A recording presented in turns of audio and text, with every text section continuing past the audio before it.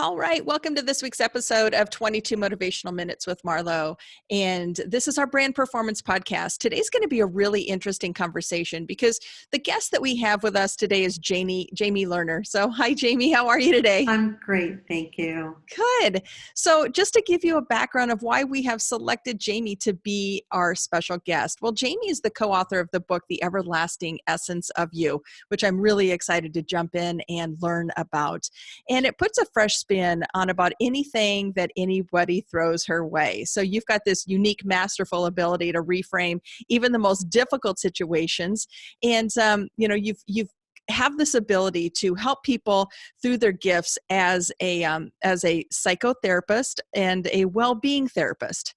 So before we get started, Jamie, is there anything else that you want to elaborate on for our guests before we jump in around your bio? Well, I'm not a psychotherapist anymore, and I am a well-being therapist. And Okay. The book is The Ever-Loving Essence of You. Okay. Yes. So what's the difference between the well-being therapist? I mean, give us the shift. Like where's the difference? So psychotherapy really spends a lot of time looking back. And after doing that for a long time, I realized that that really wasn't assisting people in moving forward to where they wanted to be. So I've scrapped my practice and traveled and studied. And now I do something different, which is the integrative approach to well-being, which really helps people shift from where they are to where they want to be in a very gentle and loving way. How did you enter that space? Like, what was it about that change or that shift that you knew was necessary for people? I never felt comfortable engaging people in the series of questions about what was in the past, because I felt like it really gave people the excuse to stay there and not ask themselves the more important question of where they would like to see themselves. So I think psychotherapy is important, and there is a place for it, but I did not feel comfortable continuing on in that way. Oh, it makes So good that's where I sense. shifted. Yeah. Yeah, no, it makes great sense. Okay, so here's the burning question then as you speak that truth. How do you help people find the vision for themselves? I mean, do you find it easy for people to say, that's where I want to be, or this is what I'd like to do? Or do you find that that's quite a process to connect that dot? I think that once we begin to ask the questions of what would we like for ourselves, then we give people the opportunity to really start thinking about moving forward and how they possibly could see themselves. But I don't think a lot of people know that that's an option, Mhm. because oftentimes we get so stuck in our storyline, and we're not even really sure where it comes from or if it's true or not. But I think when people can make a shift out of asking themselves, what was, and more about what they would like things to be more like, then it kind of opens the door for them and they can move forward to that little bit of light that feels maybe better. So So those conversations and connections, and that's a really key element there. Again, I mean, I think so many people still kind of wonder what's possible for them or what desires they truly have. I think that's hard for people to actually get down to that root level and discover. Jamie, is there a way that you specifically ask a question or a type of question that helps people really define that possible vision for themselves? I like to give people permission to do that, and I think that people need the permission. And then I ask them to look at things in a very loving and curious way and kind of begin to unpack their own story in kind of a playful way where they can like take their oversized luggage and just piece by piece look at each thing, how they've described themselves, how they address themselves, and begin to kind of like sort socks and to say like, is this mine or was this from maybe family of origin or someone else? And then to kind of sort and sift through what's mine and really what isn't mine. Mm, And I think when people begin to do that and they can do it kind of in a light, kind of playful way, then it gets fun.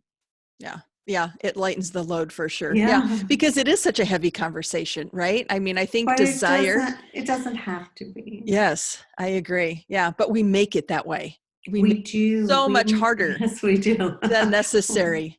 We are in our own way. And we also are playing a lot of old tapes that Mm. really have nothing to do with where we are in our right here and now perspective. So So along this conversation, you have a core topic that you like to speak on, and it's the art of allowing.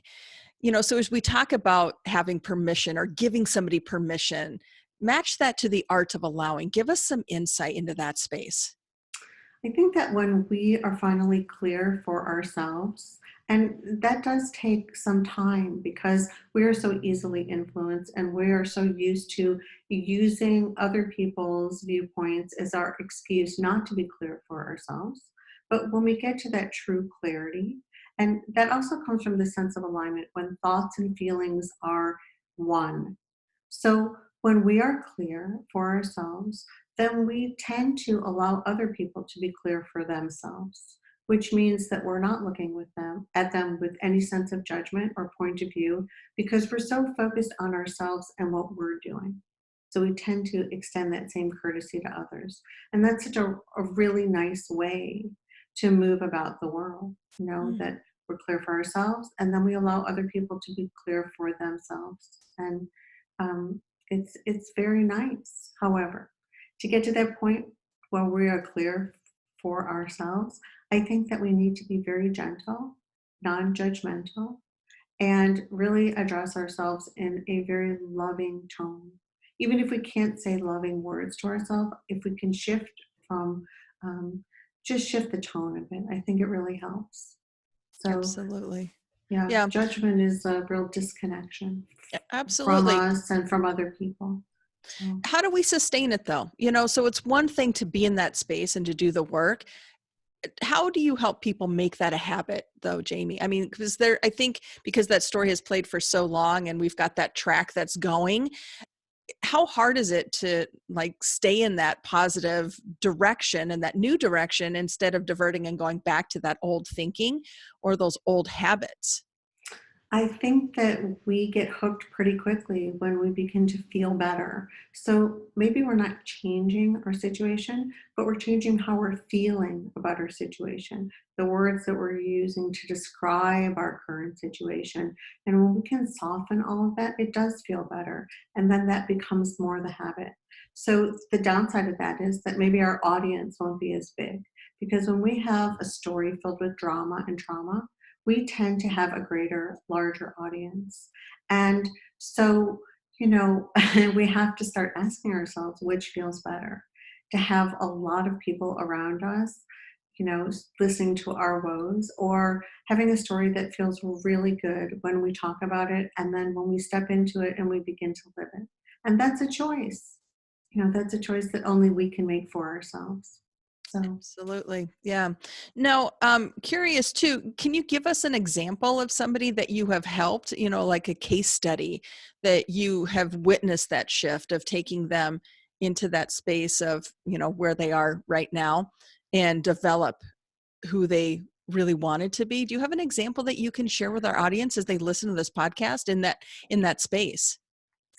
I think it's interesting because a lot of those things come up around work, where people talk Mm. about how hard they work and how underappreciated they are, and how they drag themselves out of bed every day to go to a place they don't want to go, where they're not appreciated, and it just goes on and on and on. And so you know that reframe can really begin if you begin to think about yourself as, wow, you're really good at what you do. And your employer must really appreciate you because they give you so much autonomy. And these kinds of things that we can begin to really tap into and feel good about our current situation, we're going either way. We're going to work, but we have complete control how we want to feel about that experience. And I think that when we really begin to tap into the better feeling thought about ourselves as we place ourselves in the workplace, then it all feels so much better.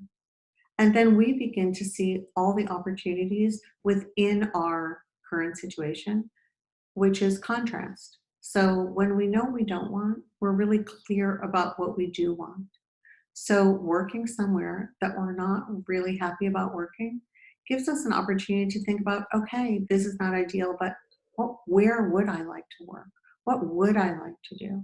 And those questions are really fun and they feel good to ask ourselves because that's opportunity for us that we can create for ourselves.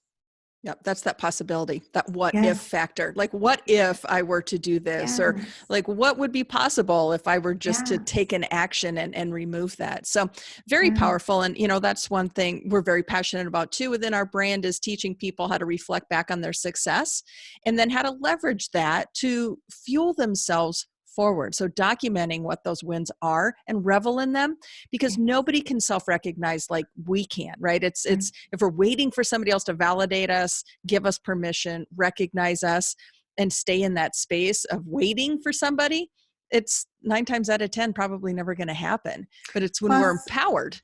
yes, and then when we do get it from others, it doesn't sustain us. Yes. So it's got to be from the inside out as Yeah. opposed to the outside in. So Absolutely. Okay, so then how do you feel about, the conversation of being confident and self-recognizing? I would love your perspective on that, because I think we have to strengthen those positive, optimistic muscles. And through that process of really seeing our wins and recognizing what we're really accomplishing and doing it at that root level for ourselves, how do you see that for other people to, like that boastful spirit versus that really genuine connection of, this is what I'm accomplishing and this is why it's working? Give me your take on that, Jamie. well, I think it feels different. The tone is very different when people are coming from a defensive posture and being boastful. And clearly that is, a defense mechanism, as opposed to really being able to identify your own strengths and feel good about them. And at that point, it's interesting because we don't really need to speak aloud about our own accomplishments. We can speak to ourselves about ourselves, and that feels good. And that's inner confidence.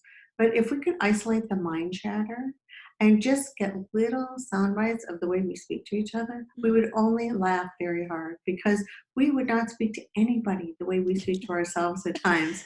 And it's only funny, Yeah. So I think laughing is such a great way to just kind of isolate how you speak to yourself, when you speak to yourself, where you speak to yourself, and then maybe shifting some of that tone so that Mhm. it can be more loving and self-accepting. Um, Absolutely. yeah. Yeah. So it's like giving yourself some grace in that Yes. space, offering Yeah. yourself grace and just not, having to be so hard on yourself. And, Yeah. I always say nobody else is as hard on us as we are. It's And, true. and I don't know why as humans, we're just so wired like that. And I think there's multiple facets of, competition and outside influences that make us feel like we have to be in that space. When in essence, when we're fully empowered, and can take the lead, we show up differently. We're much more It's grounded. so true. And I tell people all the time, I love to be wrong. I love to be wrong because I'm always learning something about myself. Right. And that is a really nice thing, to always be lovingly curious about yourself. Absolutely. Okay, so tell us, Jamie, the ever loving essence of you. What was the purpose of writing the book and who does it serve? I wrote this book for me, I must say, with my co-author and dear friend, and it served a purpose for me because it's all about um, connecting and reconnecting with ourselves. And my challenges were around the relationship that I never had with my mother, that I was so connected to myself and so clear about who I was from day one, although I was never able to connect with my mom. And it really took me half my life plus some to come to terms with that. And so when she was transitioning, I sat with her and felt all the love pouring through her to me and thought, oh my goodness, this is the beginning of our mother and daughter relationship. And it was then that I realized that it was her inability to connect with herself that created the inability for me to connect to her. So it was a wonderful dedication to her, thanking her for being my mother and for teaching me to stay so true and connected to myself. And then to really gift everyone around me the opportunity to really have some tools of how we can connect and reconnect with ourselves, because the most important relationship that we will ever have is the one that we have with ourselves. And it becomes the foundation for every other relationship that we go on to have. Mm. So that's the story of the ever loving essence of you and how it came about. Wow, that's beautiful. Yeah, and I'm Mhm. sure just going through that experience, Jamie, had to have been, take us, I mean, how long of a time span are you talking about here with, like, when did you feel that disconnect with your You mother-daughter know, it relationship? was so interesting. It was very early, but I was Hmm. always heard my own voice, and I was so clear about me. And my family, I grew up like in the 70s, and kind of we had all this permission to be who we were and find out who we wanted to be, and it was really great. However, that connection with my mom it just never was. So it was, it took me a really long time to figure out why, but I never lost connection with myself. And I think that that is really important, that we begin to hear the sound of our own inner being, our own inner knowing, our own inner guidance, because we do know what's best for ourselves, always.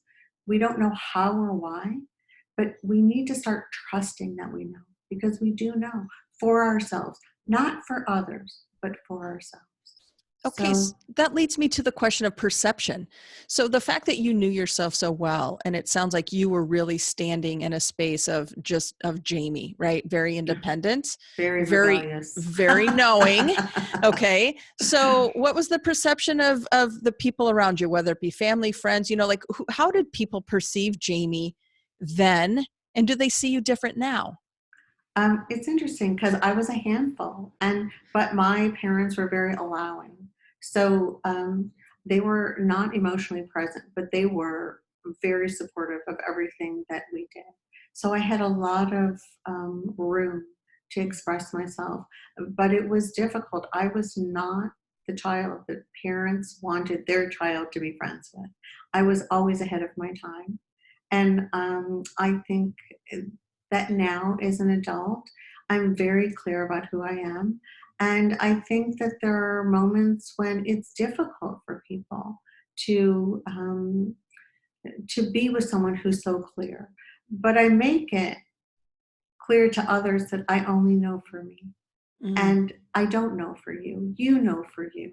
And when people work with me, that's the first thing that they need to understand is I don't know what they need. They know, and they can let me know what they need. So it's an opportunity to give them a sense of self empowerment. They're choosing how much time they want, they're choosing everything about the direction that, we will work together.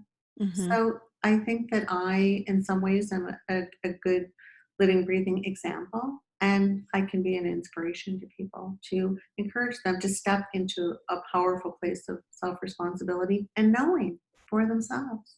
Absolutely. Yeah.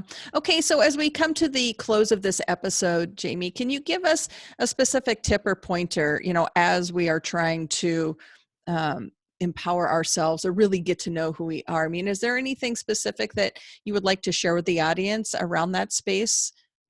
Well, trust your intuition. And if you don't remember that you have intuition, remember all the times that you knew for yourself, because I've never heard anyone say, I should not have listened to myself. But I hear people all the time say, I should have listened to myself. So trust yourself, know yourself, and love yourself, and laugh a lot, because life can be really fun and light. And I really believe that's what we're here to do, is have a joyful, good feeling experience. I agree. No, fantastic. Okay, so where can we find you as we are coming to the close? Where can people, as are listening to this, in addition to the show notes, where can we find you and learn more, Jamie? I have a website. It's www.jamie-lerner.com. And I Absolutely. also have a Facebook inspirational post I put out every day. This is wonderful. Well, this has just been an absolute delight. Such great insight. So to learn more about Jamie Lerner, you can also visit our website at marlohiggins.com, where you can add Jamie to your circle of influence, connect to her resources, and purchase her book. Jamie, once again, thank you for joining us on this episode today. Thank you for inviting me. We invite you to share this podcast with others and thank you in advance for your partnership. If you enjoyed this episode and it left you feeling inspired, share your biggest takeaway on our Perform and Get Paid Community Facebook page, where we will engage and respond to your questions. This is Marlo Higgins, your host and Chief Inspirational Officer. Have an awesome rest of your day.